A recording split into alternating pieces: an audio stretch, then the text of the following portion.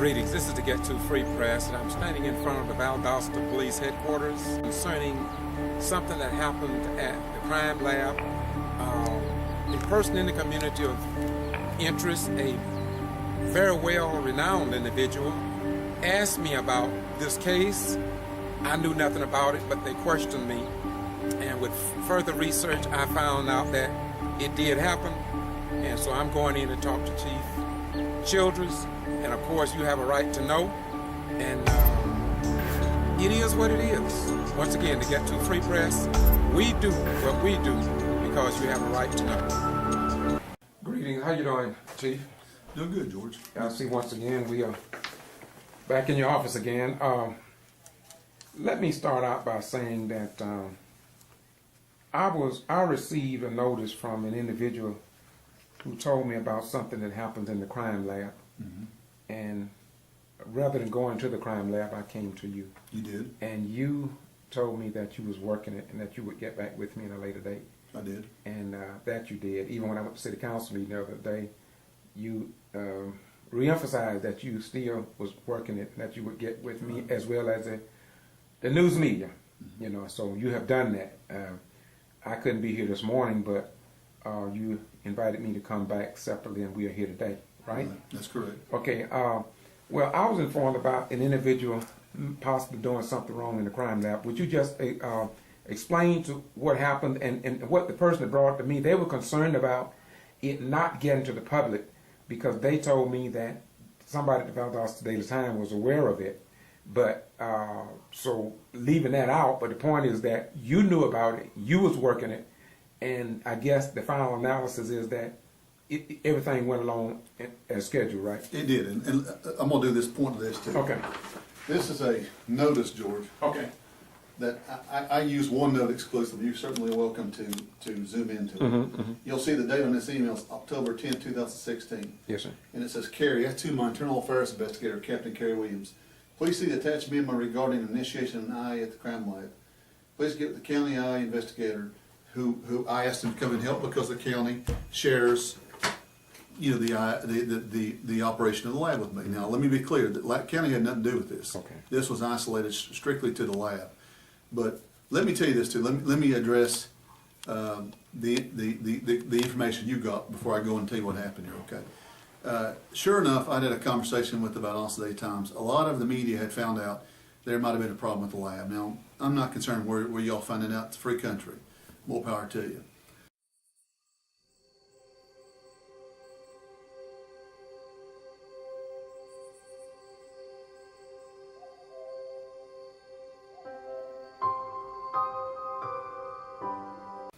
What I had told the newspaper is exactly what I told you. I'm working it. Once I'm ready, I'll deal with it. What I asked you, just as a favor, is to let me finish the internal affairs investigation and the criminal investigation as best I could, because I want to find out what happened. Right. Okay. Now, in saying that, that's exactly what happened. And then, so let me just tell you, I'll give you a quick summary of what happened. Okay. On September 30th at our lab, we did an audit. That audit was internal. We did it ourselves. It was required because of lab and law enforcement accreditation, because the police department has both accreditations. We did this audit, and it triggered a second audit because we saw some discrepancies. When we looked at these discrepancies, specifically what we saw, George, was that there was some issues with the evidence going back out of the lab, meaning this class or Schedule II narcotics, okay? And the best way to describe it is pain pills. Bottom line is this: we started once we saw these discrepancies, the lab director came to me, and that's when on October 10th I ordered an IA, and at the same time I ordered a criminal investigation to run parallel. And that's standard procedure. That's exactly what you should do if you're going to run a professional law enforcement outfit. Now, I'm saying that here's what we found. We have one employee who this morning pled guilty to 2 felonies and a misdemeanor based off charges that we brought to the district attorney's office. And those charges are involving the theft of Schedule II narcotics from the lab, and one of them was forgery, and the third charge dealt specifically with possession of a Schedule II drug. Here's what we found. that it appears that, we've isolated the cases when we did our audit, found out it was just involved only these pain type medications, and at this point we determined this one employee was involved and nobody else was involved. Question I've been asked is, well, how do you know no one else is involved? Well, because I did an IA, and as part of that IA we did a lot of stuff, and as part of the criminal, to rule out the possibility of anybody else being involved in the lab. The other thing is this, the question I was asked, well, what about other agencies? Were they involved? They were not involved. That it was strictly this, we believe, this one employee at the lab, and as a result, we contacted the district attorney's office. Now that memo behind me is dated October 10th. That same day I notified the district attorney's office. A few days later, I directed my lab director to notify the American Society of Crime Laboratory Directors, ASCLD, and I myself called Kalia. Told them what we were doing. I don't mind telling you that I called a few other lab directors. This has happened in other labs. Not proud of it, but it has. And asked, what do I need to do? What else am I missing? We've notified everybody that submitted evidence to the lab that we had a problem. We told them what we were doing to fix it. We have fixed it. I will tell you that we have put in some tighter procedures when evidence is coming back out, going back to the agencies to make sure nothing's been tampered with and everything seems to be fine. At this point, the evidence, these cases in question, the analysis does not appear to be tampered with. It appears that when the evidence came in, it was tested properly, but when it went back out, we had one employee that was taking some of these pills for whatever reason, for her own personal use. And that's what led us to the charges we had this morning. Okay. So the person that was had been doing it, they have received their punishment, corrective action. Are they still with the lab? Absolutely. Or can you say? Absolutely not. Great question.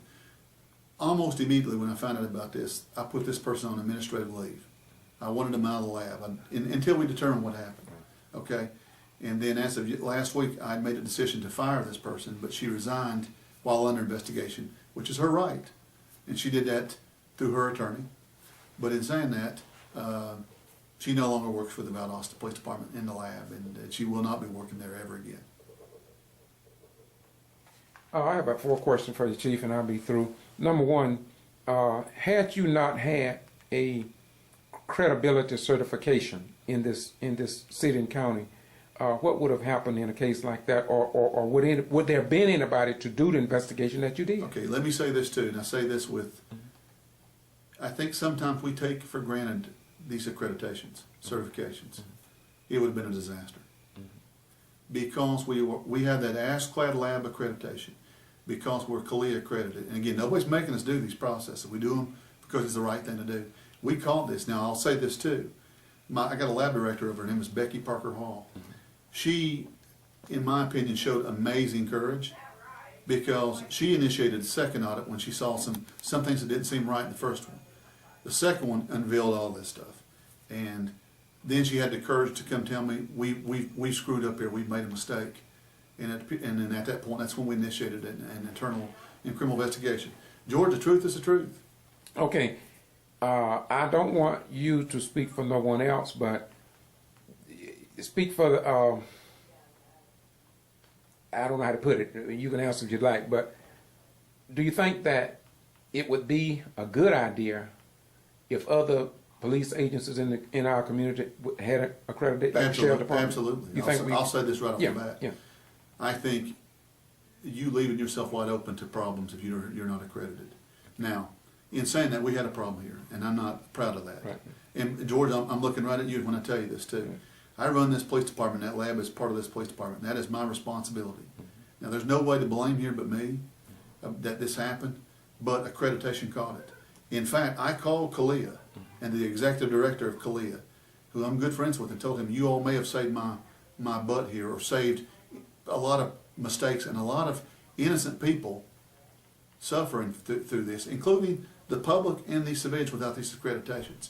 So it's invaluable. Okay, Chief, the person that brought this to my attention is very respected in this community. I wondered why he came to me. He told me that, George, I know you reported. And I started to go to crime lab, but I came to you. But the next question leads, that's why I preface it with that. So my question to you is, you have documents that prove, and I'm recording the fact, and you let me look over the documents on your computer, that there was nothing being done in secret because you started on the 10th, right? Right, that's Of right, October, and that's it right. happened in September. But The end of September. Right? yeah, September. So you bear witness pretty near that it was not closed. You wasn't trying to hold it secret. No, and let me say this too, that it didn't matter to me who said it, it's none of my business. Okay. But that's ridiculous. Okay. That for anybody to say, look, go back to about a year and a half ago, I'm not proud of this, this ain't a badge of honor, but I had an officer that stole a shotgun, and I charged him. In this case, I've got an evidence custodian did something wrong, I charged him. Let me tell you what I think. I think that, first of all this rumor stuff is backstabbing, but you know what?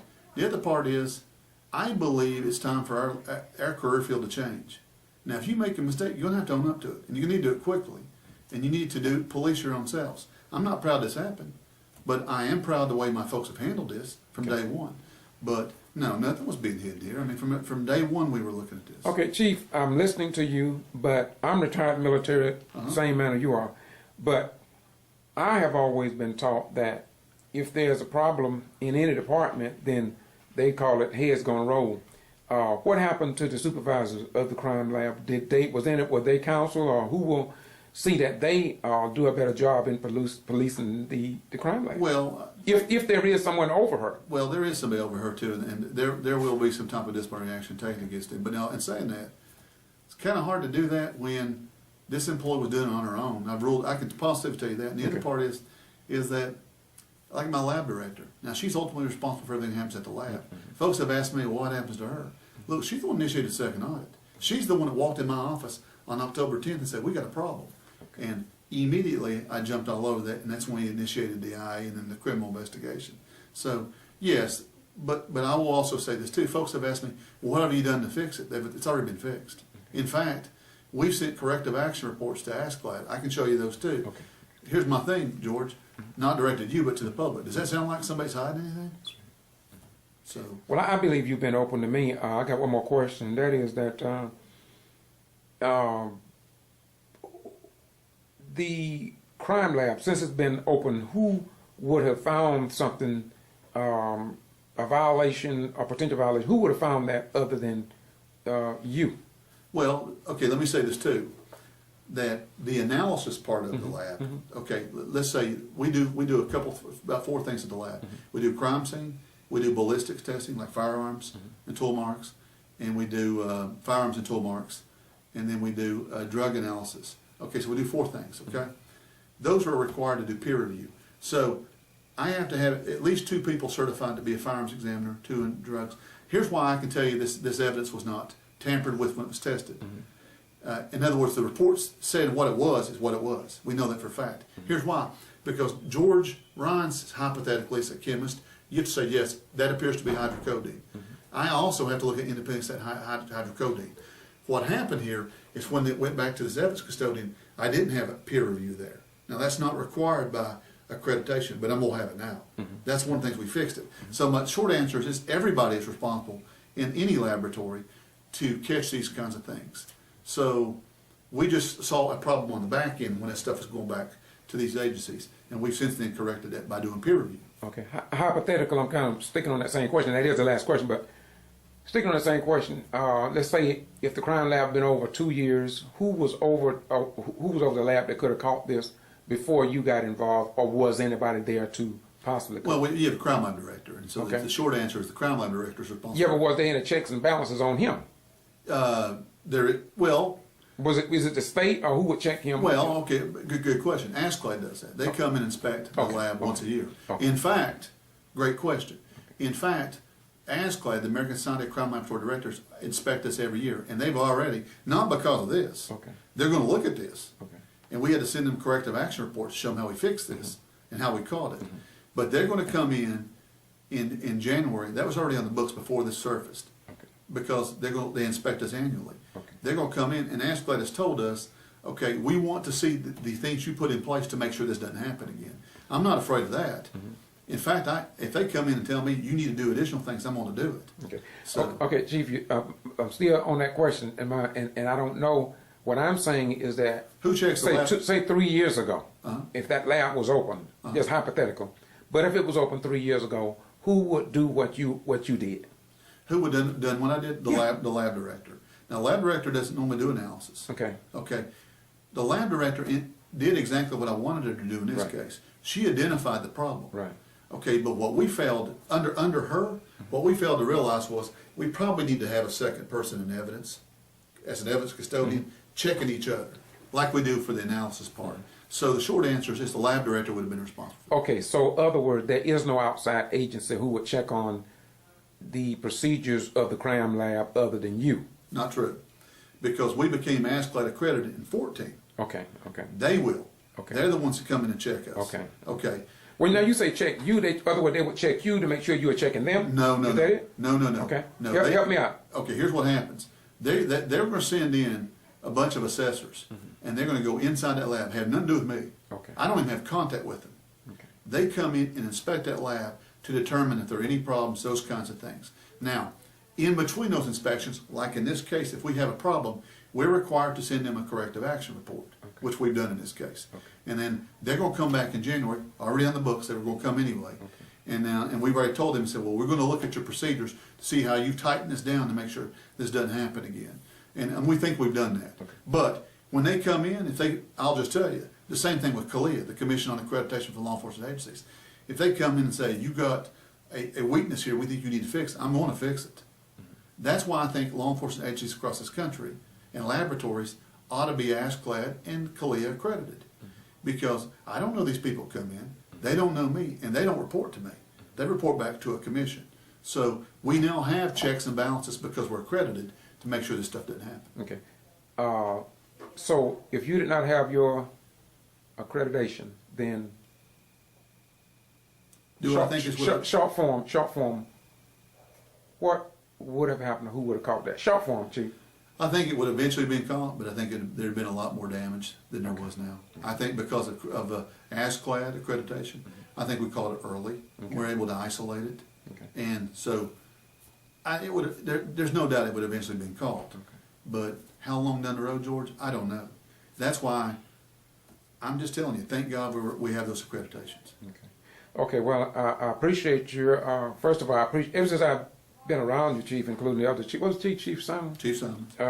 To me, you've been, above board, and you have been open, what I call transparency, open government, and something that I have wished and hoped for in the Sheriff's Department at my level. I wish they had it like you did. And I'm not criticizing them, but somewhere I read, and ye shall know the truth, and the truth will set you free.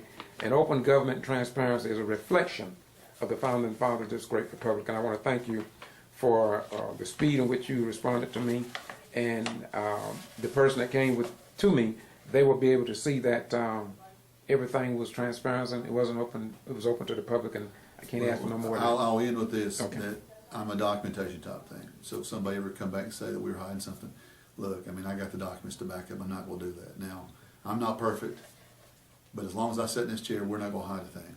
Okay. How you feel about race relations and diversity on your force? How do you feel I'm about very pleased with it. We've actually hired a lot of minorities. Okay. I think we've got probably more diversity now than we've ever had. Okay. Well, what's percentage-wise, Chief? I'll have to give you a number. Okay. I don't have it for him, but I'll be glad to get that number for Okay. you. Okay. But I will tell you that, and as for us dealing with the community, I think it's. I mean, I was at a meeting at lunch, George, and I had people ask me, said, "How come Valdosta's not become Ferguson?" Sir, the only thing I can tell you is this: we're going to have to work together. We're going to talk to each other. Yes, sir. And I believe the public is just sick and tired of people lying to them, the government lying to them, that's just got to stop.